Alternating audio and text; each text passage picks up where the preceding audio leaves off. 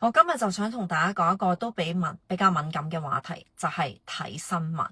係啦，咁樣當然本地嘅新聞就會睇返本地嘅傳媒啦，但係我講嘅就係睇一啲國際性嘅新聞。咁我自己就會傾向係會睇返一啲外國嘅傳媒嘅，唔係話本地，譬如可能南華早報嗰一啲做得唔好，而係我自己覺得佢哋嗰個文筆比較賣弄得比較多，咁我自己就覺得唔可以話真係好簡單，好容易就已經明白咗嗰篇報道係講緊啲乜嘢，同埋佢哋個 turn 咧傾向就會係比較 serious 嘅，即係比較少係好似英式嗰一種好輕鬆啦，有種 sarcastic 味道嗰一種嘅感覺。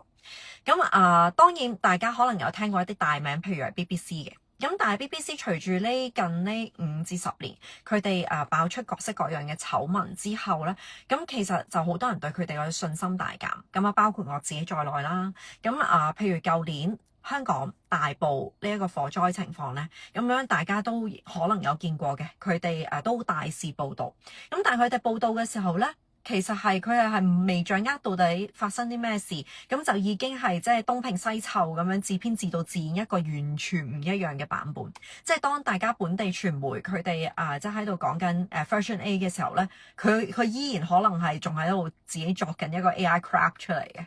咁係一個都幾唔理想嘅事。咁甚至之前 Donald Trump 咧，其實佢哋都有告過 BBC 嘅。有一次 Donald Trump 佢係喺公開嗰度做咗一啲演講啦，內容係啲咩我唔記得啦。咁但係 BBC 咧，佢哋係會東拼西湊，左剪右剪咧，剪咗一個係完全係相反嘅一個故事出嚟。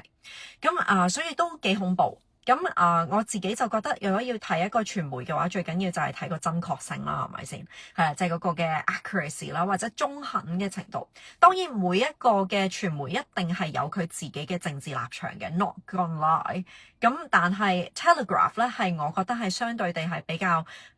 中肯，亦都比較持平嘅一個傳媒。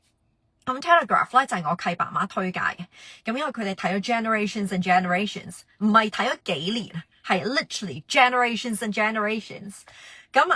我自己都好享受喺 Telegraph 上面嘅閱讀體驗嘅，因為佢除咗係會講一啲新聞之外咧，咁樣佢哋有 commentary 啦，咁跟住亦都會係有做一啲 podcast 去講翻嗰一日一啲大事發生，咁同埋佢哋亦都會有一啲位置好似東張西望咁樣嘅，咁樣就會幫人哋伸張正義咁樣，咁我都幾中意睇嗰種嘅 story 嘅，咁尤其係睇佢哋英國嗰啲律師咧點樣去幫一啲平民百姓去追討翻佢哋應有嘅嘢，嗰啲 stories 咧係我最中意睇。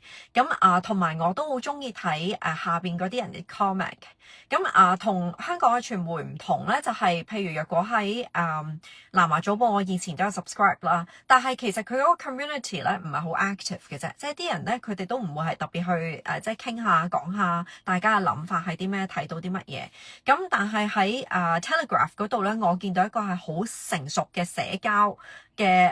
一個 community 啦，they will just talk to each other， 係啦，咁in a very polite way， 係啦，咁呢一個就係我最想